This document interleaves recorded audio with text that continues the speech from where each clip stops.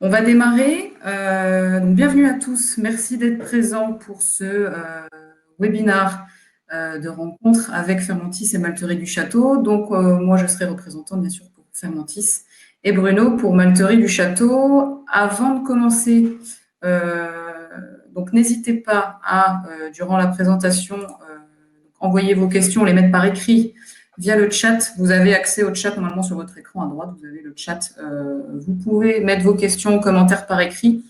Je ne sais pas si vous pourrez les voir. En tout cas, Bruno et moi, sans problème, nous les recevons et puis on pourra y revenir en fin de présentation. Donc, je vais démarrer. Donc, moi, je me présente. Je m'appelle Alexia Didier. Donc, je suis technico-commerciale pour Fermentis sur la France et la Belgique francophone, donc la Wallonie. Donc plus particulièrement pour les levures de brasserie et aussi pour le cidre et les spiritueux. Donc je vais commencer, Bruno, hein, je te laisserai la main. Je vais d'abord parler donc de Fermentis. Donc pour vous présenter Fermentis, ceux qui ne connaîtraient pas, donc on appartient au groupe Le Safre. On est une business unit du groupe Le Safre, donc ça veut dire qu'on n'est pas une société juridiquement parlant. On a nos équipes, notre organisation, et donc on appartient au groupe Le Safre. Le groupe Le Safre, peut-être que tout le monde ne connaît pas, c'est un groupe français familial historique qui est, qui est situé dans le nord de la France, donc à Lille. Nous sommes à Lille et le SAF, donc présent à l'international, en tout et pour tout, on est un peu plus aujourd'hui 10 000 collaborateurs salariés à travers le monde. Pour la production de nos levures, donc que ce soit pour Fermentis ou pour le SAF, ou les autres filiales du groupe, on a 63 sites de production qui sont répartis dans le monde entier. Et comme l'activité majeure du groupe, c'est la panification aujourd'hui, ça représente sur le groupe Le SAF, c'est à peu près 80% encore aujourd'hui l'activité panification. On estime qu'un pain sur 3 dans le monde est avec une levure Le SAF. Donc le SAF ici, donc je parlais pôle d'activité de panification. Vous avez également un pôle d'activité autour du bien-être et de la santé, donc aussi bien pour bien-être et santé humaine, également aussi pour la santé animale et la santé des plantes. Donc ça sont des business units également. Le pôle d'activité biotechnologie industrielle, c'est ce qui concerne principalement le bioéthanol. Et vous avez donc ce dernier pôle d'activité, goût et plaisir alimentaire. Donc, Fermentis, nous sommes situés ici. Et donc, Fermentis, plus particulièrement, nous travaillons, nos levures sont au service des boissons fermentées en tout genre. Donc, on parle de bière. Aujourd'hui, on va parler de bière, mais aussi pour le cidre, le vin, les spiritueux et autres. On peut parler de base alcool neutre, on peut parler de kéfir, etc. Et donc, on ne travaille uniquement qu'avec, en tout cas pour Fermentis, pas au niveau du groupe Le SAF, mais Fermentis, on travaille qu'avec, à partir de levures sèches actives. Donc, je disais, le groupe Le Safre assiégé donc, à Lille. Fermentis, nous sommes également situés à Lille. Et donc, à Lille, vous avez une usine, le SAF, mais qui ne produit que les levures, en fait, pour la boulangerie, pour la panification. Les levures pour Fermentis, donc vous passez la frontière belge à 1 heure de route, vous arrivez à Gand et vous arrivez à l'usine qui s'appelle Aldis Brugman. Et donc c'est là que la quasi-totalité des levures Fermentis sont produites. Voilà, vous avez une vue aérienne ici de cette usine. Et puis donc quelques images ici. Vous avez par exemple ici une cuve qui sert à propager, à cultiver nos levures, qui fait il me semble aux alentours de 3000 hectolitres. Il faut imaginer qu'on a un ou deux étages d'escalier pour arriver au sommet. Et sur la gauche, l'image ici, vous avez un filtre rotatif qui, une fois que vous avez votre crème de levure, que vous avez suffisamment de levure, et bien après, pour avoir la consistance de la levure souhaitée, si vous voulez travailler avec de la levure fraîche ou de la levure sèche, il va falloir filtrer la levure. On va enlever la quantité d'eau nécessaire pour avoir la consistance de la levure souhaitée. Je fais un petit rappel pour vous présenter la gamme aujourd'hui pour la brasserie donc des levures Fermentis. Vous avez 15 levures sèches actives. Donc là, on parle bien de levures. Donc pour les lagers, vous avez la gamme SAF Lager avec 3 souches. Pour la gamme SAF Ale, les levures de fermentation haute, on compte 8-9 souches au total. avec la F2 qui est ici mise un petit peu à part puisqu'elle est spécialement dédiée à la refermentation en bouteille. Et vous avez depuis assez récemment la gamme Savbrou, en fait pour des produits un petit peu spécifiques. J'en reviendrai dessus après de toute façon. LA01, donc LA, ça sera pour l'eau alcool. Et HA18, DA16, j'en reparle aussi un petit peu après, ce sont des mix enzymes et levures. Donc voilà. Et Fermentis, au-delà des levures, on travaille aussi avec d'autres micro-organismes, comme les bactéries. On a aujourd'hui à la gamme donc une bactérie, la Safsour LP650. J'en reviendrai dessus tout à l'heure. Et ici, ces deux catégories de produits, donc on appelle produits fonctionnels et aide à la fermentation, ce ne sont pas des levures à proprement parler, ce sont des produits dérivés de levure. Par exemple, le spring blanche qui nous intéresse dans la levure, en produits dérivés, on va garder les protéines qui auront une application bien particulière, donc une fonctionnalité, une fonction bien particulière. Et pour les aides à la fermentation, le Spring Ferm BR2, qui est en fait une source de nutriments. Donc là, on va garder les nutriments que la levure a produit, qu'elle a en elle. Donc ça, on va le conserver, toujours sous forme sèche, pardon. Et donc là, ça permet d'aider dans le cas où vous avez une fermentation stoppée ou ralentie. Ça peut permettre de redémarrer une fermentation. Au niveau des conditionnements, vous avez le petit sachet de 11,5 grammes destiné aux brasseurs maison. Vous avez les paquets de 500 grammes qui sont destinés aux micro-brasseurs. Et vous avez les caisses outres de 10 kilos là, qui sont destinées à un usage industriel. Ici, je vous présente le premier outil, on va dire la première approche qu'on peut avoir pour nos levures. Sur le plan aromatique, finalement, ça reste quand même quelque chose d'assez important quand on veut sélectionner, choisir une levure pour faire sa bière. En fonction du type de bière, vous n'allez pas forcément utiliser la même levure. Donc ici, vous avez un mapping. Donc les levures sont réparties suivant leur dominante aromatique. Donc suivant ces trois axes ici, vous avez fruité, plutôt épicé ou neutre. Donc, vous retrouvez l'ensemble de nos souches. Vous avez donc les lagers en blanc ici, les ale, fermentation haute, et je parlais des produits, donc DA16 et HA18 sont ici.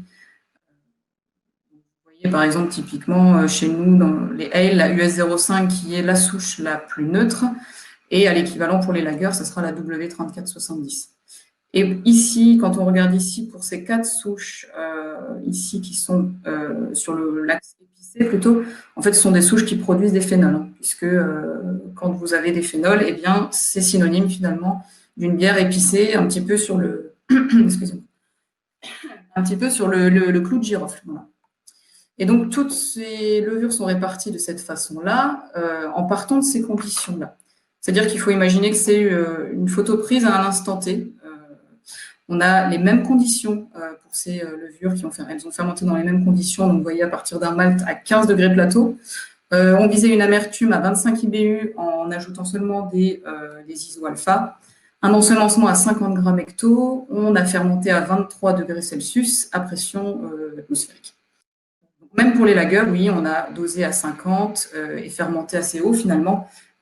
Ça permettait aussi de laisser la lager exprimer un petit peu son côté aromatique, puisque généralement c'est un petit peu plus neutre qu'une ale, hormis la W3470, qui reste quand même relativement neutre.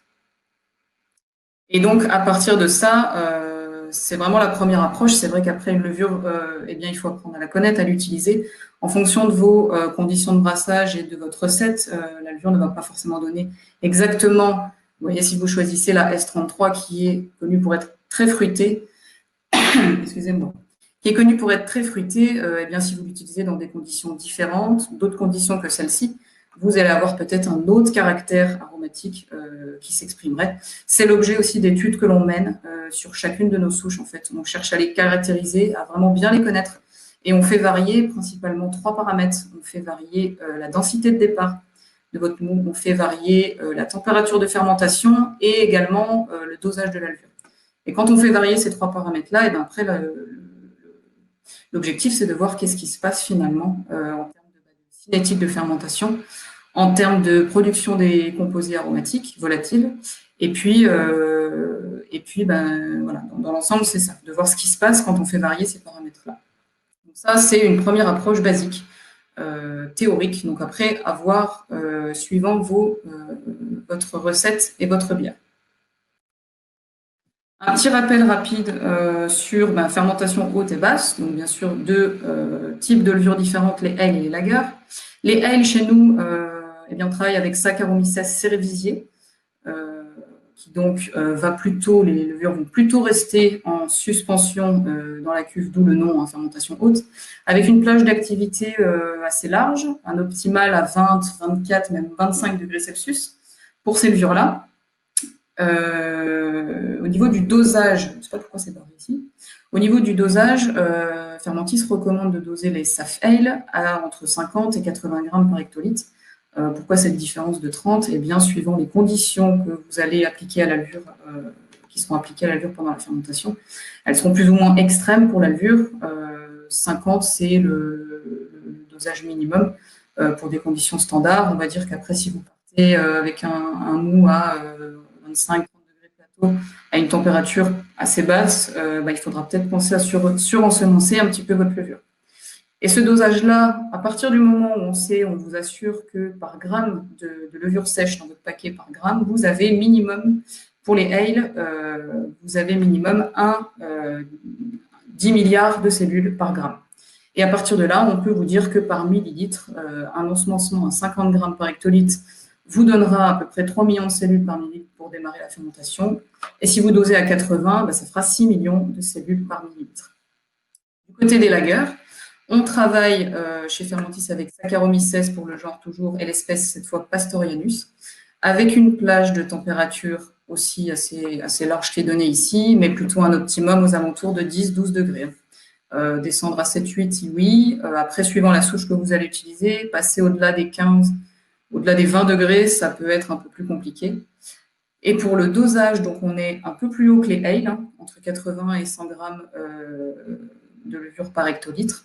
Donc ce qui correspond ici à un ensemencement en fait de 4,5 millions de cellules par millilitre pour un dosage à 80 grammes hectolitre. Si vous dosez plus haut à 120, vous aurez aux alentours de 7 millions de cellules par millilitre. Et pour les lagers, on est un petit peu plus bas, tout petit peu plus bas, on est à 6 milliards au lieu de 10 milliards de cellules par gramme de produit de levure sèche dans votre sachet.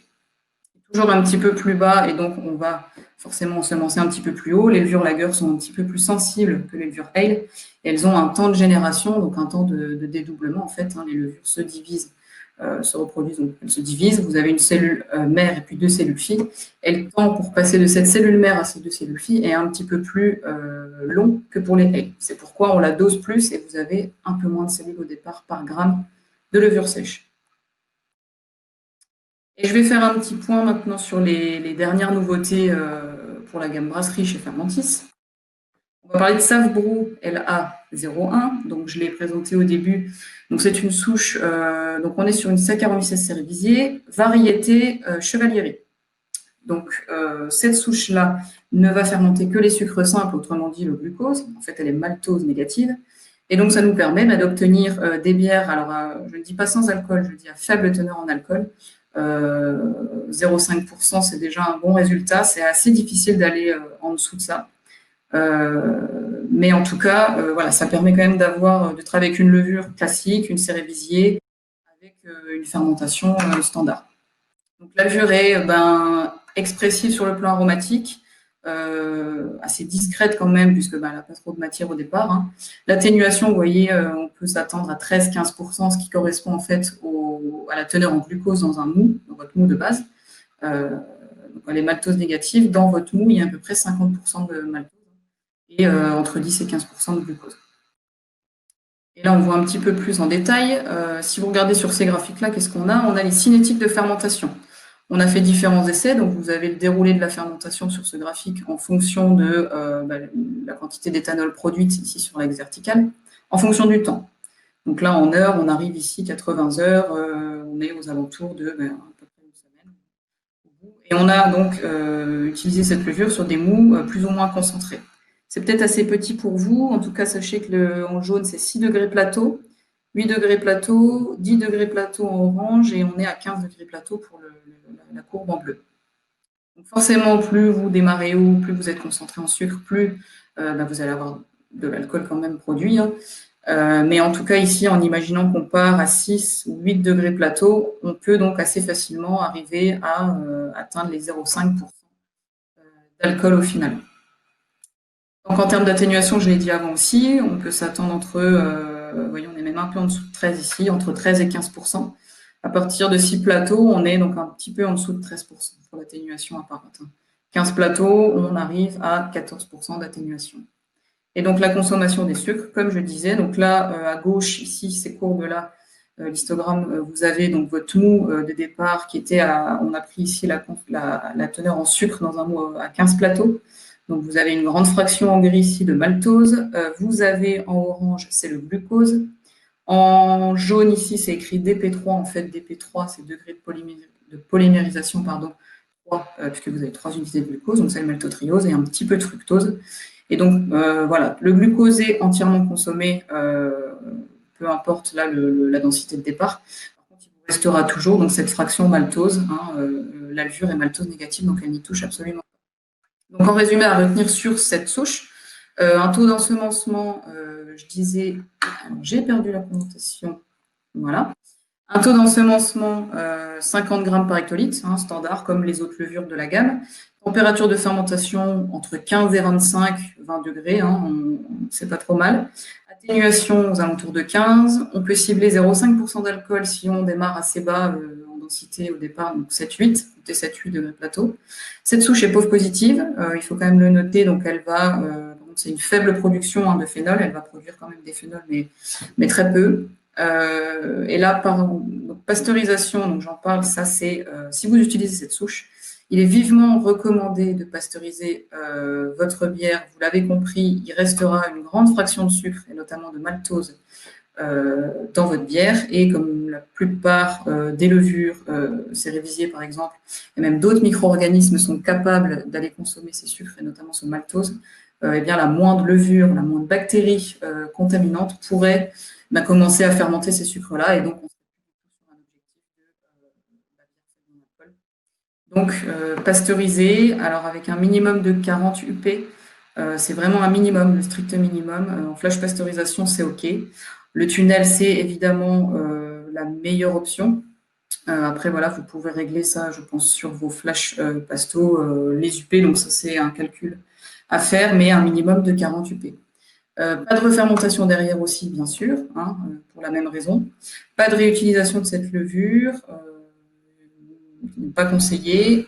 Et donc, la LA01 est disponible, vous la retrouvez en paquet de 500 grammes, en caisse de 10 kg, avec une DDM de 3 ans, comme les autres levures de la gamme, les Safale et les Saflager, et à stocker dans un endroit toujours plutôt frais. Alors, à température ambiante, c'est bon. Pour un stockage, on va dire, assez court, inférieur à 6 mois, et au-delà, il faut quand même penser à stocker les levures au frais et toujours à l'abri de l'humidité. Je passe ensuite à Savebro DA16. Donc ça, c'est le produit le plus récent arrivé chez nous. DA16, donc, qui est en fait un mix levure plus enzyme, un mix 50-50 et cuimolaire. Donc la levure, c'est une Saccharomyces cerevisiae qui est POF négative. Je le précise ici, j'en reparle après. Donc elle ne produit pas de phénol, par contre elle produit beaucoup d'ester, beaucoup d'alcool supérieur, donc un profil aromatique sur la bière très fruité, très aromatique. Et l'enzyme, donc on a une amyloglucosidase qui va aller dégrader les chaînes d'amidon pour que la levure puisse après derrière consommer les sucres issus de cette dégradation. Et ça permet finalement d'avoir quoi? D'avoir des bières très atténuées, très très atténuées. Vous voyez même ici, l'atténuation, on s'attend à 100% d'atténuation, voire même au-dessus. Donc des bières très atténuées, donc très sèches en bouche, et aussi donc très aromatiques. En fait, DA, c'est pour dry aromatique. Et 16, eh bien 16% d'alcool, puisque eh bien, l'utilisation de l'enzyme, et on le voit nettement ici, vous permet bien sûr de consommer, que la levure puisse consommer tous les sucres et vous n'avez aucun sucre résiduel derrière. Ici, pareil, c'est assez petit, j'espère que vous verrez. Une étude qu'on a faite afin de comparer donc DA16 et HA18 qui est aussi dans la gamme. Donc HA18, c'est le même principe. C'est un mix enzyme-levure. La différence majeure, c'est que la levure dans HA18 est POF positive. C'est pour ça que je précisais avant que la DA16, la levure est POF négative. On a un profil aromatique légèrement un peu différent. Mais le principe est le même, il y a l'adjonction de l'amyloglucosidase qui permet d'aller dégrader ces dextrines, ces sucres très complexes, pour que la levure puisse les consommer. Donc ici, vous avez des courbes de suivi de fermentation, donc la production d'éthanol ici, donc suivant deux mous, alors un mou à 20 plateaux et un mou à 25 plateaux. Ici, alors c'est pas très net, ouais, les petits triangles, on est à 20 plateaux et les ronds, c'est un mou à 25 degrés plateau en densité de départ. Donc une cérévisier seule, en fait, c'est juste Saccharomyces cerevisiae, qui a été testé ici en comparaison, donc sans adjonction d'enzymes. Et donc on voit ici, à partir de 20 et 25 degrés plateau, eh bien, on arrive à 7% d'alcool ici, 9%, une fermentation donc, qui arrive à son terme d'une semaine. Et alors donc on prend de nouveau une cérévisier, et donc on ajoute les enzymes. Donc on a DA16 et HA18. On est sur les mêmes profils, les mêmes cinétiques ici de fermentation. Bien sûr, donc un écart ici, puisque là vous démarrez à 20 degrés plateau, ici à 25. Mais on voit nettement la différence et l'impact de l'utilisation de l'amyloglucosidase. Ici, donc, initialement, ici, on atteignait 7% d'alcool. Avec l'enzyme, on est plutôt aux alentours de 11-12%. Et jusqu'à 15-16% d'alcool ici, si on démarre à 25 degrés plateau. Donc DA16, voilà pourquoi 16. Donc à retenir, en résumé, c'est un mélange enzyme-levure hyper atténuant. 100% d'atténuation sans problème, assez rapidement aussi. Un taux d'ensemencement, donc 100 grammes par hectolitre. Alors pourquoi 100 et pas 50, comme une levure classique? Eh bien parce que vous avez 2 fois moins de levure finalement. C'est toujours sous forme de poudre, sous forme sèche. Et donc vous avez 2 fois moins de levure puisqu'il y a aussi l'enzyme, moitié enzyme, moitié levure. Donc pour avoir nos 50 grammes par hectolitre de levure, il faut doser 2 fois plus DA16, donc on est à 100 grammes par hectolitre. Température de fermentation assez haute, au-dessus minimum 25 degrés Celsius pour que l'activité puisse se faire. Une atténuation, je l'ai dit, très haute, minimum 98 et même 100%. On peut viser très haut en alcool, jusqu'à 16. Ce n'est pas nécessairement obligatoire d'aller faire une bière jusqu'à 16% d'alcool. Une bière à 6, 8, 10% avec des A16, ça marche très bien aussi. Donc la levure est POF négative, pas de production de phénol, beaucoup de notes fruitées. C'est vrai que je n'ai pas parlé de ça en dessous, mais vous avez ici la production des alcools supérieurs et des esters, donc en comparatif avec la cérévisier seule, toujours ici, sur le bleu clair. En bleu foncé, vous avez DA16 et HA18 en rouge. Donc sur les alcools supérieurs, une cérévisier va en produire toujours. Et DA16 en produira toujours un peu plus, quand HA18 en produira un peu moins. Et sur les esters, par contre, que ce soit DA16 ou HA18, vous avez une production un peu plus importante d'esters par rapport à une cérévisier classique. Donc cette DA16, la levure est non flocculante, non réutilisable aussi pour ce produit-là. DA16 ne convient pas non plus à une refermentation, et vous pouvez l'avoir dans des paquets de format 500 grammes. Comme les levures, nos levures classiques, on est sur une DDM du PUDLUO, on dit DDM, date de durabilité minimale de 3 ans, et toujours pensez à stocker au frais si vous les gardez au-delà de 6 mois et dans un endroit à l'abri de l'humidité. Je fais un détour maintenant par notre bactérie Saft-Sauer LP652. LP pour Lactobacillus plantarum. Donc c'est une bactérie lactique homofermentaire, c'est-à-dire qu'elle va produire uniquement de l'acide lactique. Et donc cette bactérie-là est préférentiellement utilisée en kettle souring. Donc c'est l'acidification de votre mou en cuve d'ébullition. En fait, sour kettle, vous avez différentes techniques, différents moyens de faire des bières acides, de produire des bières acides. Vous pouvez acidifier donc là votre mou en cuve d'ébullition.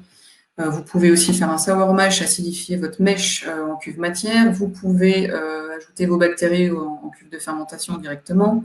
Vous pouvez faire vieillir en barrique. Voilà, il y a plusieurs options qui s'offrent à vous pour faire des bières acides. En tout cas, le kettle souring reste quand même la méthode la plus, je dirais, rapide, facile à mettre en œuvre et sécurisée en termes de contamination, puisque comment vous allez procéder? Une fois que vous avez donc empâté, filtré, vous passez en cuve d'ébullition. Vous allez faire une première ébullition classique. Ensuite, on va laisser refroidir donc le mou. et donc se placer à température d'utilisation de la bactérie, donc aux alentours de 35-37 degrés.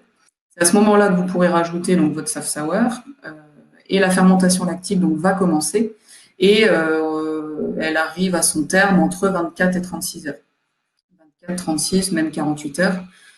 Et derrière ça, donc on est toujours en cuve d'ébullition, ça vous permet de repasser par une seconde ébullition et d'ajouter éventuellement vos houblons, puisque bien sûr, avant, vous n'aurez pas houblonné votre mou, sinon, comme le houblon a des vertus antimicrobiennes, ça pourrait tout simplement bien dégrader vos bactéries. Donc derrière, deuxième ébullition qui permet de sécuriser le process, d'inactiver vos bactéries, et donc pareil avec l'ajout du houblon pour cette deuxième ébullition. Vous avez quelques graphes ici qui vous représentent le déroulé de la fermentation lactique. Donc, en fait, c'est une diminution du pH ici. Vous avez l'échelle verticale, c'est donc le pH. Ici, le premier graphique en haut, on a dosé différemment la bactérie, donc à 10 grammes par hectolitre et 100 grammes par hectolitre, 10 fois plus. Donc, le suivi ici, on voit le temps, en fonction du temps, on est toujours en heures. Hein. Donc, arrivé à 24-32 heures, on arrive au terme de cette fermentation lactique. Et on a finalement qu'un faible écart sur le pH en fonction du dosage qui est 10 fois plus important quand même. Mais vous voyez qu'on arrive aux alentours de 3,5, 3,5, 3,4 pour le pH. Le graphe en dessous, c'est très petit aussi. Je ne pensais pas que ça rendrait comme ça.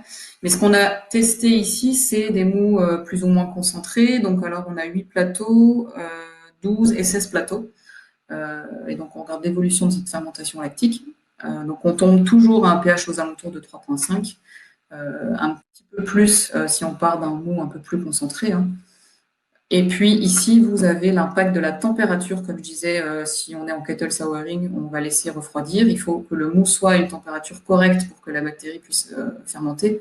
Donc ici, différentes températures testées. En bleu, on est à 37 degrés, qui en fait est l'optimum hein, pour cette bactérie. Vous avez la courbe en orange, on est à 40 degrés et 45 et 50 au-dessus. Donc on voit très nettement qu'au passé 40 degrés Celsius, la bactérie ne peut pas fermenter. La température est trop haute pour qu'elle puisse fermenter. Elle est même, en fait, elle va mourir hein, tout simplement, cette bactérie. Elle ne pourra pas produire d'acide lactique et acidifier votre mou. Et sur l'aromatique, si on regarde ici, vous avez en comparaison, donc sur ce graphe araignée, en fait, plusieurs descripteurs ici. Vous voyez l'acidité volatile ici, l'acidité donc plutôt perceptible en bouche, l'amertume, le côté laiteux, fruité, soufré. Et donc ici, des descripteurs qui correspondent plutôt au côté maltais, donc le mou maltais ici, céréales, mielleux, miel, sucré. Donc en comparaison, vous avez ici le profil avec la courbe orange, c'est pour un mou qui a été donc qui est non fermenté, donc pas d'ajout de bactéries. Et bien forcément sur les descripteurs, on va avoir quelque chose de sucré, de miel, céréales maltais. Et après ajout de cette bactérie, la fermentation lactique a eu lieu. Vous avez donc nettement moins ce côté mou en fait. Hein. On a diminué la perception maltais, céréales, sucrées. Par contre, forcément, on a une acidité volatile qu'on va pouvoir ressentir au nez, une acidité aussi en bouche et un côté un petit peu laiteux, donc l'acidité un petit peu côté qui provient de l'acide lactique, un petit peu laiteux, pas mal de fruité aussi. Et en fait, deux profils ici, en fait, deux courbes différentes, c'était en fonction du dosage, 10 grammes et 100 grammes par hectolitre pour la bactérie. La petite différence, je dirais, quand on va surdoser, parce que 100 grammes par hectolitre, on surdose la bactérie, c'est ici l'impact sur le côté soufré. Finalement, trop doser la bactérie, on va avoir des fausses notes, des faux goûts un petit peu liés au soufre. Donc ça, bactéries lactiques homofermentaires, je l'ai dit tout à l'heure, donc production d'acide lactique, plutôt l'utiliser en kettle sour pour être fiable et sécuritaire. Un taux d'ensemencement, donc 10 grammes par hectolitre, c'est suffisant. Température de fermentation entre 30 et 40. L'idéal, si vous arrivez à être aux alentours de 35-37. Vous pouvez espérer que la fermentation lactique arrive à son terme à 36 heures, 36, 48 heures même. On s'attend à descendre à un pH 3,2, 3,4 au plus bas. Un aromatique sur une bière donc, qui sera assez fruité, acide aussi, avec un petit côté laiteux. Et donc, cette bactérie, vous la trouvez dans dans un paquet de 100 grammes que vous pouvez conserver. Donc là, on est sur une édème, on n'est plus 3 ans, on est 18 mois. Et par contre, il est impératif de la garder au froid. Et un dernier point, ici, je parle du spring blanche, donc j'en ai parlé au début, qui est un produit dérivé de levure. Donc là, on va utiliser les protéines de la levure qui va permettre, le spring blanche permet de former et maintenir un trouble dans le temps, donc qui reste stable, qui reste assez constant. Donc dans des bières qu'on veut trouble, donc on parle de bières à base de blé, de bières blanches, d'IPA type New England IPA quand on veut quelque chose d'assez trouble. Et là, un petit schéma pour bien comprendre ce qu'est en fait un produit dérivé de levure. Donc qu'est-ce qu'on fait pour avoir un produit dérivé de levure? Eh bien, à partir d'une levure vivante, on va appliquer un traitement thermique alors qu'il soit plutôt à haute température. Ça nous permet d'inactiver directement, donc de tuer la bactérie. Et la bactérie, pardon, j'étais encore sur Savoir, la levure, ça nous permet de tuer la levure. Et à partir de là, on peut soit conserver son écorce, soit conserver les différents composants dans la levure. Donc là, dans notre cas, par exemple, on va garder les protéines qui seront utilisées pour notre spring blanche. Et on peut également appliquer un traitement thermique à une température moyenne. Là, la levure, en fait, on la met sur une voie de fermentation et elle va finalement s'autolyser naturellement, comme ce qui se passe généralement après une fermentation. Et ça nous permet donc toujours de conserver soit l'écorce de levure, soit son contenu. L'avantage d'avoir une levure autolysée, c'est qu'il y a, la levure a eu une activité enzymatique. Donc on a un contenu un peu plus, développé, on a plus de choses, plus de composants dans ce contenu de levure que si on la tuait, si on l'inactivait tout de suite avec un traitement important, à température plus haute. Et donc le principe de garder ces protéines maintenant pour avoir un trouble, qu'est-ce qui se passe? Dans votre bière, vous avez des polyphénols issus des matières végétales, et donc il y a un complexe qui va se créer avec ces protéines de levure qui sont dans le spring blanche, avec vos polyphénols. Et ça crée un complexe irréversible qui permet de créer un trouble et qui va rester très très stable dans le temps. On le voit assez bien ici. Ces essais ont été menés sur une bière blonde, donc assez limpide au départ, même très limpide, on le voit ici en image, qui avait 10% de céréales, qui était assez faible en polyphénol. Pour info, c'est 109 mg par litre, donc c'est quelque chose d'assez faible, teneur en polyphénol, qui a été aussi clarifié donc, avec l'agent du PVPP. Donc ça, c'est sur le visuel. Vous voyez qu'en partant d'une bière limpide, cette bière-là qui était limpide au départ, on a utilisé le spring blanche à différents dosages, 5, 10, 15 ou 20 grammes par hectolitre. Vous voyez qu'on a un résultat quand même assez satisfaisant. Même donc 10 grammes, on recommande en fait 10 grammes par hectolitre, c'est largement suffisant. 20 grammes, c'est possible. Au-delà, il faut bien penser que vous avez un risque de modifier votre profil aromatique et surtout en fait la texture de votre bière. Et ici, sur le graphique, qu'est-ce qu'on voit? Très petit aussi. Vous avez sur l'échelle l'axe vertical la mesure du trouble, qui est en degrés EBC. Là, c'est en fonction du temps, donc 10, 20, on va jusqu'à 60 jours. Et en fait, les différentes courbes ici correspondent à ces différents dosages. La courbe en rouge, on a 0 g par hectolitre de spring blanche, donc c'est le contrôle. Et au-dessus, 5, 10, 15, jusqu'à 20 grammes par hectolitre. Donc forcément, vous avez une turbidité, un trouble qui se crée. Donc plus on va doser, plus vous avez un trouble, une mesure ici élevée. Et ce qui est important de voir, c'est qu'en fonction du temps, on arrive ici jusqu'à 60 jours, on perd au maximum 2 degrés EBC, ce qui reste très, très, très, très satisfaisant comme résultat. Et donc c'est quelque chose qui reste très constant dans le temps. Au bout de 2 mois, on garde le même trouble initial que quand on a ajouté le spring blanche. Et un deuxième graphique ici pour vous montrer l'impact éventuel de la levure dans le cas où vous avez fait votre bière, vous avez mis le spring blanche et vous voulez refermenter derrière, donc avec un rajout de levure éventuellement, et bien voir ce qui se passe. Donc toujours les mêmes échelles, la mesure du trouble ici en degrés EBC sur l'axe vertical. En fonction du temps, on arrive toujours ici, alors 60-70 jours. Et les courbes ne sont plus maintenant les dosages du spring blanche, parce que là, on est dosé à 10 grammes par hectolitre. Ce sont les dosages en fait, de la levure que vous ajoutez éventuellement en refermentation. Donc, en fait, c'est différents niveaux de population. En vert, par exemple, c'est 1 million de cellules par millilitre que vous allez rajouter. Et en rouge, on est jusqu'à 5 millions de cellules par millilitre. Donc, au moment de l'ajout, ici, on le voit nettement, ben, vous avez, donc, quoi qu'il arrive ici, imaginez le plat, donc la courbe en rouge, donc c'est cette valeur, vous avez 10 degrés EBC qui sont dus à l'ajout de 10 grammes par hectolitre du spring blanche. Et donc, à ce moment, vous ajoutez vos levures pour la refermentation. Donc, forcément, vous avez une modification de votre trouble, votre turbidité qui augmente due à l'ajout de ces levures qui sont déjà en suspension. Et finalement, ce qu'on voit, c'est qu'au fil du temps, on tend de nouveau à revenir vers cette valeur, donc ce degré EBC, ce trouble initial qui a été créé, apporté par le spring blanche. Donc, il n'y a pas d'impact qu'on aurait pu imaginer entre la levure et le spring blanche, se dire, ben, vu qu'on rajoute des protéines issues de levure, qu'on rajoute une levure, est-ce qu'elles ne vont pas consommer ces protéines? Est-ce que ça ne va pas voilà, avoir un impact sur mon trouble finalement que j'ai réussi à créer au départ avec le spring blanche? Et donc, non, pas d'impact, pas d'interaction avec des levures. Donc, à retenir, le spring blanche, c'est des protéines de levure, à doser 10 grammes par hectolitre pour avoir une indication, un trouble. Donc, on le voit, c'est plus parlant ici sur le visuel, une turbidité à 20 degrés EBC. Donc, le spring blanche est à ajouter idéalement en début de phase de garde. Ça, on a fait les tests aussi. On l'a ajouté en fermentation, on l'a ajouté, il y a plusieurs moments clés dans le brassage où on l'a testé, on l'a ajouté.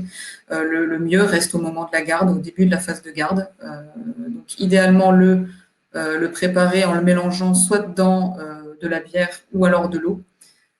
Et puis qu'après, vous pouvez donc remettre dans votre cuve pour la garde. Impact des traitements sur la bière. Donc là, vous voyez ici, on a un agent clarifiant, le PVPP, donc pas d'impact. La pasteurisation, ça aussi, ça a été testé. Donc si une bière a été pasteurisée, il n'y a pas d'impact pour l'utilisation du spring blanche.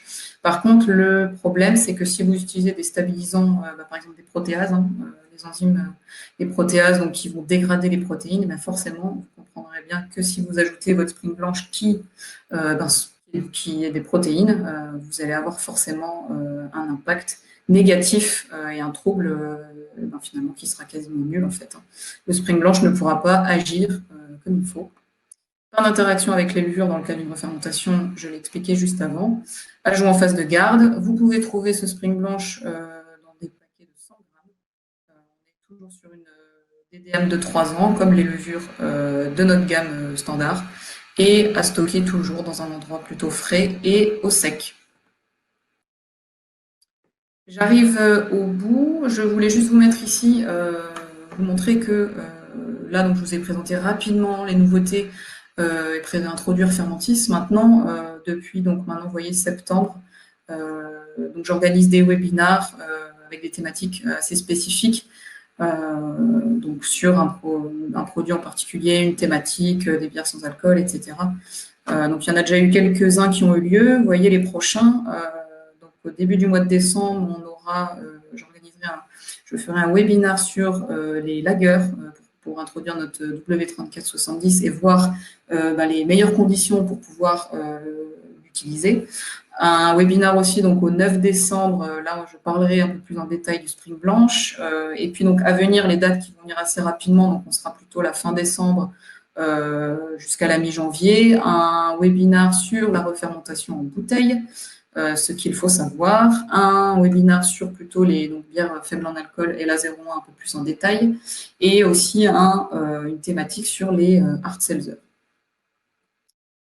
Voilà, n'hésitez pas non plus à utiliser nos différents outils. On a donc, si vous allez sur notre site internet, vous pouvez retrouver tout ce qui est fiches techniques. Vous retrouvez notamment notre tips and tricks ici, un petit guide sur nos levures donc qui vous présente en première partie, qui vous explique un petit peu ce qu'est la fermentation, comment elle se déroule d'un point de vue un petit peu scientifique, et une deuxième partie sur les caractéristiques vraiment de nos levures. Donc les cinétiques, les productions de composés volatiles, leur tolérance à l'alcool, les capacités de sédimentation, de flocculation, etc. Et vous retrouvez aussi l'intégralité de ces données sur notre application que vous pouvez télécharger, que vous soyez sous iOS ou Android. Donc là, si vous avez un téléphone sous la main, de quoi flasher un QR code, vous pouvez la télécharger dès maintenant. Sinon, si vous tapez Fermentis pour télécharger l'application, vous la retrouvez assez facilement. Et donc, en plus des fiches techniques, des descriptions produits, vous avez par exemple l'outil Trouver un distributeur. Si ça peut, si vous êtes nouveau et que vous voulez commander nos levures, ça vous permet de voir où vous pouvez les commander. Vous avez aussi des tools ici, les outils, donc assez utiles. Un petit outil de convertisseur qui passe pour les températures, pour les densités. Make Your Choice, par exemple, vous avez la baseline que je vous ai montré tout à l'heure, la carte, les levures sont réparties en fonction des trois axes sur l'aromatique. Ça vous permet aussi d'aller cliquer directement sur une levure et de voir un petit peu les caractéristiques de cette levure-là. Voilà, vous avez pas mal de choses, donc n'hésitez pas à télécharger l'application. Et dernière chose, je terminerai là-dessus. Si vous avez là quelques secondes, un peu moins de 2 minutes, n'hésitez pas aussi à flasher ce QR code-là. C'est un petit questionnaire qui est très important pour nous, en fait. Ça nous permet d'avoir des retours du marché, d'avoir votre avis, de connaître vos besoins. C'est important aussi pour nous, bien pour innover et toujours vous proposer de nouvelles levures. Voilà, je laisse afficher quelques instants et je vais passer la main à Bruno qui va cette fois vous parler de Malterie du Château.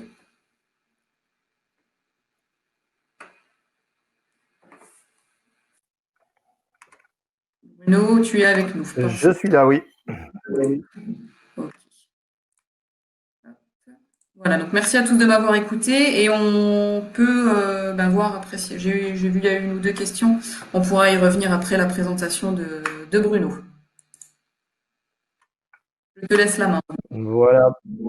Bonsoir. Bonsoir à tout le monde. J'espère que vous m'entendez. Alexia, tu confirmes? J'avais coupé mon micro, oui, je t'entends bien, Bruno. Pour moi, c'est bon. Ok.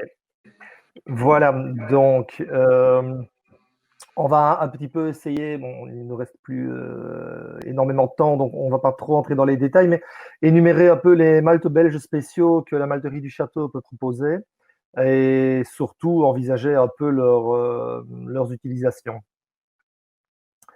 Alors, donc, juste un petit mot de rappel pour la malterie du Château, donc sert à peu près pour le moment 3000 brasseurs dans 147 pays, ce qui veut dire que le malt est connu dans le monde entier.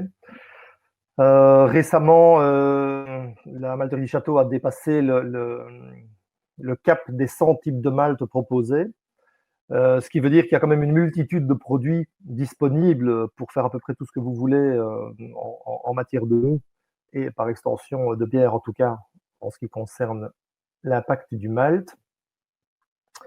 Bon, on va peut-être pas trop entrer dans les détails sur ce qu'est le maltage. J'imagine que vous en avez quand même une idée assez, en tout cas, assez précise. Juste un mot pour dire que le maltage traditionnel tel que va le proposer le malterie du Château permet cette grande variété, cette grande complexité de malt qui permet d'avoir cette grande complexité de bière. Les grandes malteries industrielles, bon, qui sont à une échelle plus mondiale, enfin plus mondiale en matière de volume et de distribution d'un même produit, justement travaillent en général sur du monoproduit ou sur deux produits qu'on va appeler les maltes bases.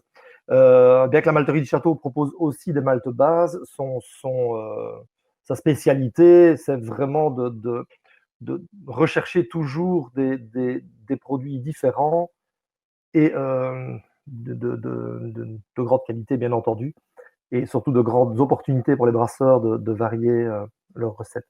Juste un mot sur l'origine des orges brassicoles. Donc 94% de l'orge utilisée par la malterie du Château vient de France, 6% provient de Belgique. Donc on est quand même dans une grande proximité, bien entendu. À savoir que Malterie du Château est à la frontière franco-belge. Bon, ici vous avez une illustration d'un système de torréfaction, mais aussi de production des maltes caramel par un procédé spécial et très performant qu'on qualifiera ici de révolutionnaire. De nouveau, on ne va pas entrer dans tous les détails, mais ce qu'il est important de savoir, c'est que avec ce système, on peut avoir vraiment une bonne production, notamment des maltes caramel, avec un très bon niveau de caramélisation et une grande variété de torréfaction, si on ne parle que des maltes torréfiés. Alors, vous avez une image ici d'un appareil assez intéressant qui est un système qui permet une torréfaction par une chauffe électrique. C'est une espèce de serpentin ascendant dans lequel le malt voyage. Bon, avec un système de balourd et de vibration. Le malt évolue dans les spires et chauffe au fur et à mesure qu'il franchit les différentes spires et il ressort avec un niveau de torréfaction qui est adaptable par le haut de la colonne. Il faut savoir que ce système, qui consomme beaucoup d'électricité, a la particularité d'être compensé par une grande installation de génération d'électricité par panneaux photovoltaïques qui recouvre tout le toit de l'installation, ce qui rend le système autosuffisant en puissance électrique. Un mot sur le choix des maltes spéciaux. Il faut élargir un peu le champ de vision qu'on a du malt, où le choix d'un malt spécial, ce n'est pas uniquement la couleur. Beaucoup de facteurs de votre bière finale dépendront du malt que vous avez choisi. Si on part sur cette illustration ici, à 12 heures, donc, on parlera du goût. On sait que le malt a un impact sur le goût. On parlera de la couleur. Évidemment, vous savez que selon l'indice EBC de Voltmalt, vous allez avoir différentes couleurs. On doit aussi parler de la robe qui est l'association de la couleur et de la limpidité du produit que vous allez avoir. La perception de la couleur est très tributaire de la limpidité de votre mou et par extension de votre bière derrière. Et le malt a un grand impact là-dessus aussi. Alors, le corps de la bière, c'est-à-dire tous les sucres résiduels qui vont venir dans votre bière, sont très impactés par le type de malt que vous allez utiliser. J'en toucherai un mot, par exemple, en parlant des maltes caramel. L'arôme, bien entendu, les arômes, bon, simplement maltais, mais aussi de biscuits, de café, qu'on va retrouver avec des maltes qui sont plus ou moins chauffés au cours de leur production. La viscosité est impactée par le type de malt aussi. De nouveau, les maltes caramel, typiquement, ont un impact sur la viscosité. En soi, ça change un peu la perception qu'on a de la bière, mais c'est aussi un impact sur la stabilité de la mousse qui se trouve un peu plus loin sur la boucle. L'amertume, certains maltes peuvent avoir un impact considérable sur l'amertume de votre bière finie. Et oui, après goût, on aurait plutôt dire arrière-goût. Certains goûts tels que l'astringence, par exemple, sont aussi fortement liés au type de malt que vous allez utiliser. Donc, on ne doit pas simplement se braquer sur la couleur ou même le goût, mais penser à tous les critères du malt et leur impact sur la bière finie. Les maltes les plus connus seront évidemment les maltes touraillés, les maltes touraillés bases, mais ici on va passer en revue très très rapidement quelques maltes touraillés spéciaux. Il faut savoir que tous les maltes sont produits à partir d'orge de rang printemps. Alors, bon, le principe de production du malt, comme vous savez, on part donc d'orge, on a la trempe, la germination, le touraillage, et alors là, on a les maltes touraillés. Vous avez ici quelques maltes qui sont cités avec un index EBC croissant. Donc ici, on va parler simplement de touraillage qui vont être plus intenses en température et ou en temps. Bon, je n'ai hélas de nouveau pas le temps de passer en revue toutes les petites spécificités de chaque production, mais il faut savoir qu'évidemment, vous avez… Attendez, j'espère que le pointeur va fonctionner. Vous voyez l'index EBC ici, évidemment, qui croît, comme de bien entendu. Plus vous allez avoir un index élevé, plus une faible quantité de ces maltes spéciaux vont surtout colorer votre bière. Mais il n'y a pas que ça. Si on part des maltes spéciaux touraillés les plus clairs, les plus légers, on a le Munich et le Munich Light. Donc vous voyez les index de 13 à 17 EBC. Ce sont des maltes qui vont donner un caractère riche et doré, on va dire, votre bière. Ça va surtout vous donner un intérêt pour des bières que vous voulez un peu maltées, un petit peu de goût de biscuit, mais très léger, on dira. Donc, idéal en petite dose dans les PLL, à plus grande dose dans certaines bières ambrées. Donc, plutôt des bières qui ont du corps, de la chaleur, mais tout en restant des bières assez faciles à boire. Si vous voulez aller chercher une couleur un peu plus rougeâtre, on va aller alors là s'intéresser aux mélanoïdines. Donc, on a le château Mélano Light et Mélano qui sont respectivement à 40 et 80.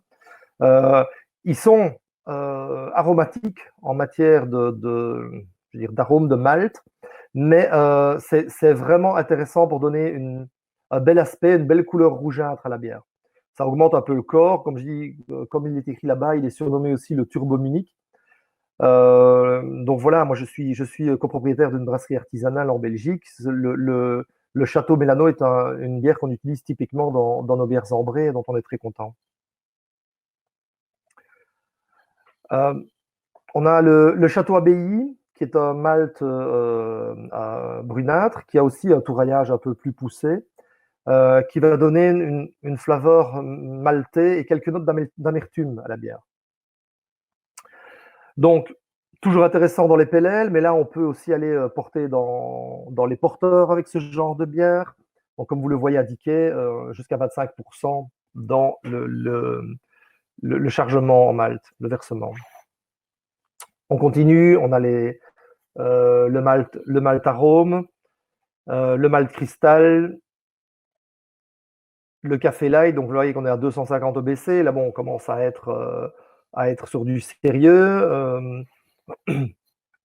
Donc, comme le nom l'indique, saveur de café donnée à la bière. Je voudrais bien, voilà. J'aurais voulu passer un peu plus de temps avec vous sur les maltes spéciaux caramel, avec le temps qui nous reste, parce que les maltes spéciaux caramel ne sont pas toujours tout à fait bien compris.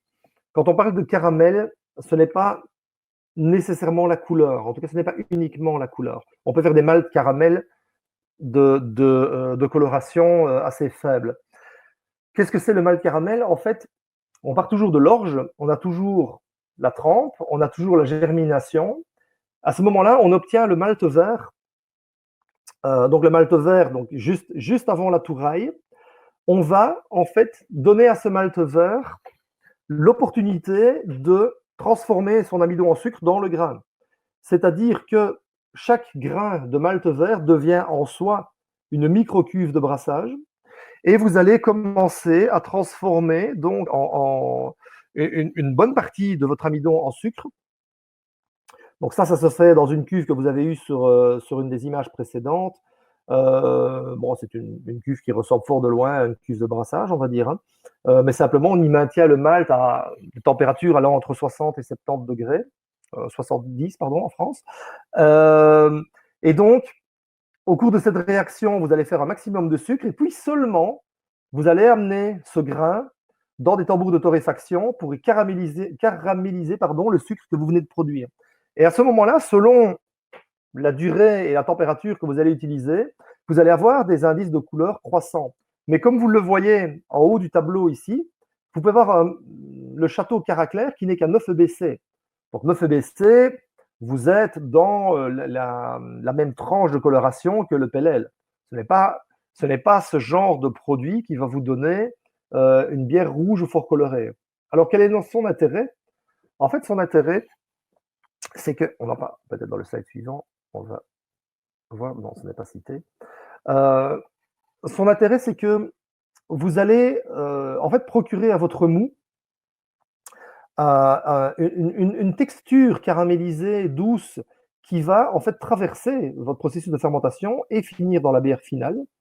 Donc vous avez des composés non fermentés cibles qui vont finir dans votre bière et vraiment donner un aspect balancé, chaleureux à votre bière si c'est ça que vous désirez. Donc il est possible d'utiliser un Caraclère, d'avoir une bière qui va rester douce, donc qui va garder beaucoup de corps sans lui donner de couleur. Ensuite, vous pouvez aller chercher le Cara Ruby, qui est un malt très intéressant pour avoir des bières donc ambrées, rouges, qui ont encore un équilibre comme ça grâce au process de caramel. Un autre avantage du malt caramel qui est très important, c'est qu'il augmente la tenue de mousse. Donc, je n'hélas pas les photos dans cette présentation, mais on voit clairement avec des tests comparatifs d'une bière identique, une tenue de mousse accrue, à couleur égale, j'entends, hein, lorsqu'on utilise un malt caramel plutôt qu'un malt tout rayé au même index de couleur. En revue rapidement le caractère que vous avez donc ici, donc qui est le plus clair de la gamme. Donc il va intensifier, comme je le disais, le corps de la bière, la formation et la tenue de mousse, et il apporte donc cette douceur et cet arôme un peu biscuité à la bière. Alors vous avez le Cara Blanc qui est à 20 EBC, donc là on va au niveau couleur se placer un peu sur le même, le même niveau que les Munich Clyde dont on a parlé tout à l'heure. Donc voilà, vous allez utiliser ça pour aller faire des bières un peu plus orangées, mais toujours garder l'aspect caramel. Donc intéressant pour les bières d'abbaye par exemple. N'oubliez pas donc que ces maltes caramel ont très peu ou quasiment pas d'activité enzymatique, hein. Donc c'est quelque chose que vous ajoutez dans votre grain bill en malt spécial, mais sur lequel il ne faut pas compter pour apporter des enzymes et servir au brassage. Donc le Rubik est à 50 EBC, alors idéal pour faire ces bières rougeâtres très très chaleureuses. Donc pour citer quelques-unes, voilà, vous avez typiquement dans une aile brune ou dans les brunes de Flandre, les bocs, des ailes écossaises, voilà, jusqu'à 25% dans le brassage. Après, vous n'irez pas en prison si vous en mettez plus, mais je vous dis, n'oubliez pas que ce malt n'a aucun pouvoir enzymatique. Donc là, si on va continuer dans la phase de torréfaction, eh bien, on va commencer à avoir des maltes caramel qui apportent beaucoup plus d'arômes. Donc le Gold qui est à 120 EBC. Et le Special B, qui est un malt qui suit un processus de fabrication assez spécial, où il est en fait torréfié 2 fois. Donc afin d'avoir un index de couleur assez élevé, mais sans le brûler, il est torréfié une fois, refroidi, puis retorréfié. Donc voilà, très intéressant pour les bières d'abbaye, double, porter, etc. Jusqu'à 10% dans le grain bill. Donc là, vous avez vraiment rapidement de la couleur sans amener de goût typiquement brûlé de torréfaction. Alors, la malterie du château a travaillé récemment sur des nouveaux types de malt caramel. Donc toujours exclusivement à partir d'orge de 2 rangs de printemps. Voilà, donc vous y avez le Carabelga, l'Ambra, l'Aroma, le Cristal, le Terra. Voilà, ce sont des index de couleurs qui sont un peu venus compléter la gamme.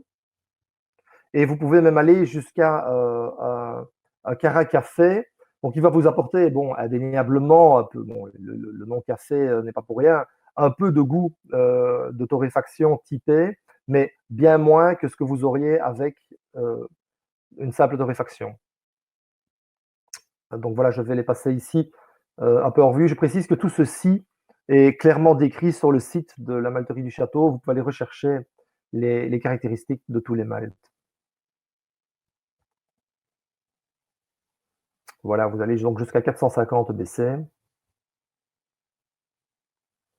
Alors, évidemment, rien ne vous empêche de torréfier les maltes sans passer par l'étape de caramélisation. Pardon.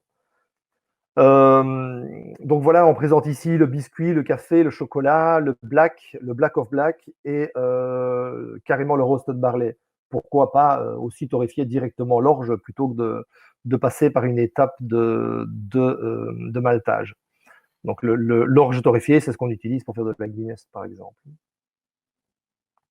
Donc le biscuit, qui est le plus léger en torréfaction, donc il n'est qu'à 50 BC. Donc il va déjà amener ce goût typé de biscuit, ce goût de grillé, donc de pain, enfin on parlera peut-être de pain grillé, sans être explosif.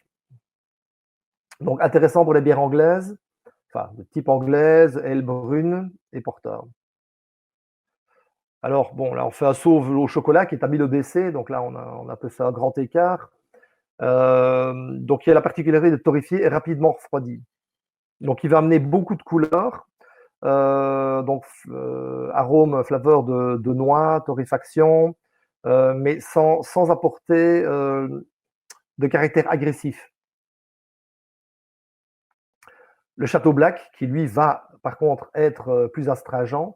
Vous voyez, on passe de 1000 à seulement 1300 EBC.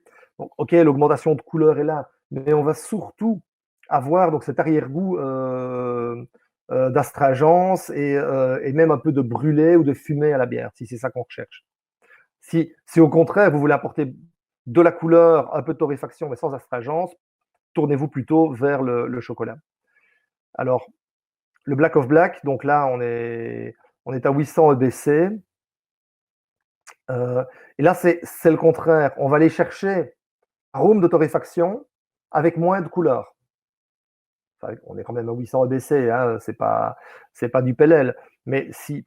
Donc, vous voyez la différence. Soit vous allez chercher la torréfaction, l'astringence, soit la couleur sans la torréfaction et l'astringence, ou bien les deux. Alors là, vous allez pouvoir choisir le malt qui convient le mieux à votre objectif. Donc, l'orge torréfiée, simplement, donc il ne passe pas par le processus de maltage. Donc, intéressant pour les stouts, les porteurs. Donc, comme je vous disais, c'est typiquement l'orge torréfiée, c'est ce qu'on utilise à 10% pour faire de la Guinness. Alors, bien entendu, le maltage n'est pas réservé à l'orge. On peut malter d'autres types de grains. Notamment, donc voilà, ici on vous présente, sur la page précédente, on parlait du froment, qui est peut-être le plus connu comme alternative à l'orge, mais on peut aussi malter le seigle, l'avoine, l'épeautre, le sarrasin. Tout ça pour poursuivre des objectifs particuliers. Si on peut les passer en revue rapidement, donc le seigle, rye en anglais, peut être malté. Le seigle va apporter un peu de couleur dorée à votre bière, va surtout apporter un arôme particulier, un peu piquant, un peu épicé et complexe à votre bière. Faites attention que le seigle, utilisé à trop grande quantité, peut parfois être un peu pénible au niveau de la filtration. Surtout, enfin bon, là, c'est pas de ça qu'on parle, mais le seigle cru, ça, c'est juste une horreur à filtrer. L'avoine, au contraire, va apporter un peu de goût de biscuit, mais plutôt une texture crémeuse, une espèce de soie dans la bière, comme ça. Donc voilà, si vous voulez une sensation soyeuse dans votre bière, l'avoine peut être votre ami. L'épeautre est typiquement quelque chose qui fonctionne très bien pour les bières de saison. L'épeautre amène aussi un peu de piquant et d'épicé à la bière. Donc l'épeautre maltais est un produit que moi j'utilise aussi beaucoup pour toutes nos bières de saison. Alors le sarrasin, l'intérêt du sarrasin le plus connu, c'est qu'il n'apporte pas de gluten, donc c'est très intéressant pour les bières sans gluten. N'oubliez pas que le sarrasin n'a pas de pouvoir diastasique. Alors, on va aussi un peu juste citer qu'une grande partie de la gamme des maltes de la malterie du château existe en version bio. Ça, c'est un point d'honneur de pouvoir fournir vraiment une complexité de malt afin d'avoir une complexité de bière sans sortir du domaine du bio. Donc, voici rapidement les maltes bio qui sont déjà disponibles. Et vous voyez, donc, on part du Pilsen, donc vraiment le malt base, en passant par le Vienna et le PLL, qui sont les maltes bases évidemment les plus connus, mais on a quand même les best-sellers tels que le Munich, le Cara, donc vous avez des Cara en version nature. Nature, c'est le terme que Malterie du Château emploie pour ses gammes bio. Mais bon, vous voyez, vous pouvez l'avoir en chocolat, vous l'avez en spécial B, donc ce produit vraiment particulier. Je vous disais, ce Cara torréfié 2 fois. Voilà, vous pouvez aussi avoir, bien entendu, des maltes d'autres céréales en version nature. Alors, moyen très simple de commander vos maltes, évidemment de passer par Brumalt, qui est disponible, que vous trouvez très facilement chez Malterie du Château. Un mot pour assister aussi, la malterie du château met un point d'honneur à répondre aux brasseurs qui ont des questions sur les maltes les plus opportuns pour les bières qu'ils veulent produire. Il y a une expression que j'aime bien utiliser en général, c'est que la malterie du château vous propose une très belle palette de peinture, mais ça reste vous le peintre. Tous les conseils qui peuvent être donnés, y compris les conseils de recettes de bière que vous trouverez sur le site de castelmalting.com, ne sont que des points de départ. Chacun doit faire son expérience à partir de là, mais surtout, il y a une série de spécialistes qui sont disponibles pour vous répondre en ligne sur vos questions, vraiment de l'opportunité de tel malt, pour, si vous voulez même dévier d'une recette qui est proposée, et on pourra en tout cas vous répondre oui, c'est intéressant ou non, ça ne l'est pas. N'hésitez surtout pas à consulter tous nos collègues. Voilà, j'ai été un peu rapide. Voilà une vue aérienne rapidement donc, du site de production de la malterie du château. Je vais m'arrêter là parce que j'en ai déjà dépassé un peu le temps. Par contre, si vous avez d'autres questions à poser par le chat, n'hésitez pas. Profitez-en maintenant. Merci beaucoup à vous.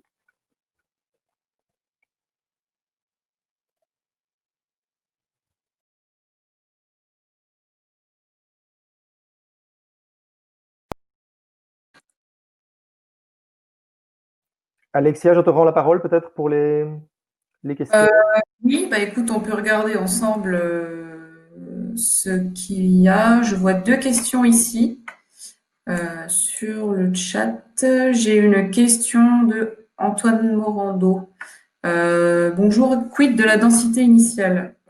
Je pense que ça concerne la partie sur les levures que j'ai présentées. Alors, quid de la densité initiale? Je ne sais pas, c'était en lien avec quelle partie dans ma présentation? La question est sortie effectivement pendant ta présentation et je pense que Ouais. c'était par rapport à une série de tests où il y avait une atténuation qui était observée et on te demandait ce qu'il en était de la densité initiale pour ces tests. Maintenant, je n'ai plus le slide en tête. Je ne sais pas si Antoine est encore là, mais s'il pouvait peut-être préciser sa question, ça serait bien. Il y a une question de Essler Marc. Bonjour, j'ai toujours entendu dire que les levures ne peuvent pas fermenter au-delà de 16% d'alcool. Est-ce vrai? C'est une réponse oui et non. Les souches de levure sont différentes. Alors après, monter à 16%, juste avec une levure en fermentation classique, dans des conditions, on va dire, normales, ça paraît ambitieux, oui. Ça paraît assez ambitieux. Là, j'ai parlé de DA16, par exemple, HA18, mais là, on va ajouter une enzyme. Après, il y a des levures qui tiennent, qui ont une tolérance à l'alcool élevée, hein. On parle même, par exemple, de levures pour spiritueux ou quoi. On peut aller aux alentours de 16-20%, mais c'est vrai que souvent, on va rajouter peut-être des nutriments, un peu la levure, pour aider la levure à aller si haut, quoi. Mais en tout cas, DA16 avec l'enzyme à 16% et la levure dans HA18, en tout cas, tient le coup jusque 18% d'alcool, hein, comme son nom l'indique. Avec l'enzyme, oui, on arrive à aller à 16-18%. Donc 16, 18, oui, 16 aussi. Après, au-delà, ça peut être plus compliqué. Il n'y a pas de valeur limite fixe.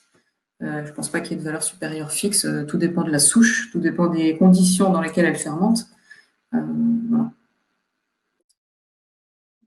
Bonjour Laurent, bonjour Arthur Pasquet, une question. Une idée des futurs produits dans vos deux entreprises pour 2021, des perspectives sur les futures tendances du marché.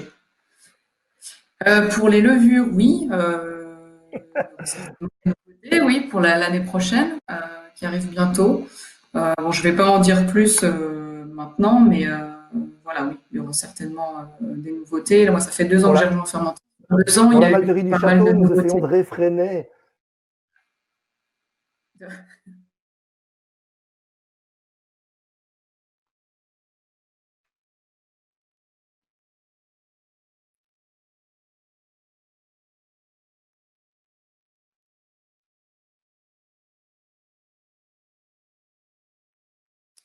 Alors, je n'ai plus de son. Je ne sais pas si c'est moi qui suis partie ou si j'ai perdu Bruno. J'ai eu des problèmes de connexion, c'est haché. Alors, Apparemment, c'est Ouais. bon. J'ai pas Bruno à l'écran. Ok. Allô? Alors, on était sur la question. Tac, tac, tac. Les perspectives. Donc, je disais Fermentis, oui. Bon, en 2 ans, il y a eu pas mal de nouveautés à la gamme, hein, en tout cas sur la gamme bière. Il y en aura d'autres, hein. On continue les perspectives d'évolution, que ce soit sur les levures ou même, comme je disais, hein, d'autres micro-organismes. On travaille sur des bactéries. Voilà. Donc, sans en dire plus, oui, il y aura des nouveautés. Après, ben, on essaye toujours d'être au plus proche, bien sûr, des tendances du marché, hein. Vous voyez, la 0,1, on parle de bière faible en alcool, sans alcool. On parle de bactéries pour ce qui est bière acide. Des ACS, par exemple, j'en ai pas parlé, mais on pourrait imaginer des ACS sur une brute IPA, hein, comme on est sur une bière finie très sèche, très aromatique. Enfin, sur une brute IPA, là, pour le coup, c'est la meilleure option, en tout cas chez nous. Donc après, voilà, on essaye de suivre les tendances et c'est aussi pour ça qu'on vous pose des questions. Si j'avais le questionnaire, il y a les tendances du marché global et après vous aussi,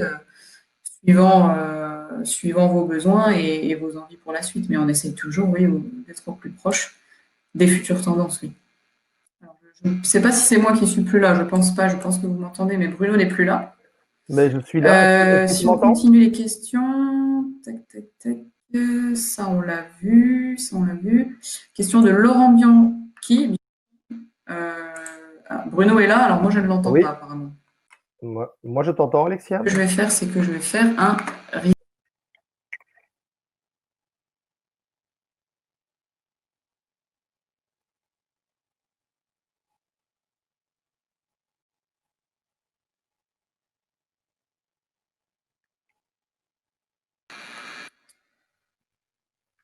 Bruno, tu m'entends? Moi, je t'entends, oui. Est-ce que tu m'entends? Ouais, je t'avais perdu, je sais pas si c'était moi ou bon, on est revenu, c'est bon. Voilà. T'avais fait le tour de la question? Je ne sais pas, je pense pas que tu pu. Moi, je ne sais pas si vous m'avez entendu, mais je disais en blaguant que pour les nouveaux produits chez Castelmalté, on essaie plutôt de réfréner le directeur. Donc je plaisante, mais parce que des idées, il y en a une tous les matins. Voilà, mais là, le cap des 100 produits a été dépassé, mais ça ne va sûrement pas s'arrêter. Il y aura d'autres idées. Voilà, mais je n'ai rien à annoncer là vraiment précisément pour l'instant. Ok. Si je continue, question de Laurent Bianchi, désolé pour la prononciation. Une question sur la LA01. Le taux d'atténuation reste-t-il de 15% quel que soit le profil du mot, donc j'imagine en DI, la densité au départ, à condition de température. Alors là, c'est vrai que ce que je vous ai montré sur un mot à 15 plateaux, c'était moins 15 plateaux, mais on arrivait 14-15% d'atténuation.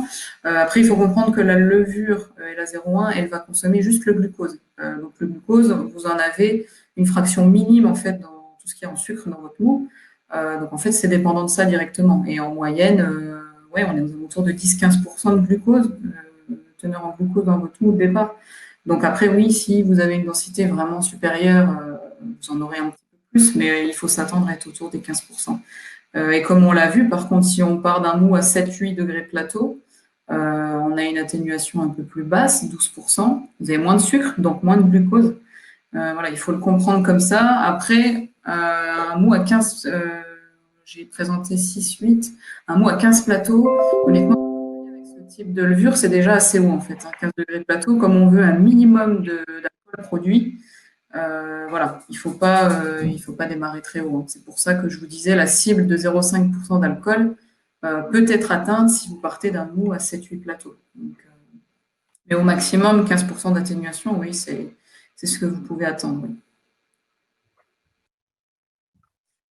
Je fais le tour. Je ne sais pas si tu as repéré d'autres Oui, questions, Bruno. non, enfin, dans ce qui est écrit sur le chat, en tout cas, on a fait le tour. Si quelqu'un se dépêche, on peut encore en prendre, mais je ne pense pas qu'il y en ait qui vivent. Ben, je pense que nous pouvons On a fait maintenant le tour des questions. Ouais. remercier, Il n'y en a pas d'autres. remercier les participants, en tout cas, et merci à toi pour le Mais partage. merci à toi, Bruno, aussi. Merci à vous pour avoir eh bien, participé à ce webinaire. N'hésitez pas à nous poser encore vos questions. Alors, je ne crois pas qu'on ait donné nos adresses mail, mais en tout cas, comme disait Bruno pour la malterie, vous avez quelqu'un toujours en ligne pour vous aider, vous répondre. Si vous rendez sur le site de Malterie, vous allez sur le site de Fermentis, il y a aussi une section. Vous pouvez nous écrire si vous avez là une question. Donc ça, il n'y a pas de souci. J'ai encore une question. Ah non, je croyais que c'était une nouvelle question. Non, c'est la Ah, même. on a fait. Juste 16% d'alcool, est-ce vrai? Moi, j'ai entendu des chercheurs dire que par des moyens que la morale traditionnelle réprouve, ils avaient réussi à monter à 25. Mais bon, ce n'est pas applicable à grande échelle. Mais voilà, apparemment, 16 n'est pas un plafond de verre infranchissable. Oui, oui, oui. Voilà. Voilà. Eh bien, écoutez, merci. Merci à tous. Voilà. Oui, non, on a fait le tour des questions. C'est bon pour moi. Merci, bonsoir. Merci à vous. Bonne soirée. Et puis à bientôt.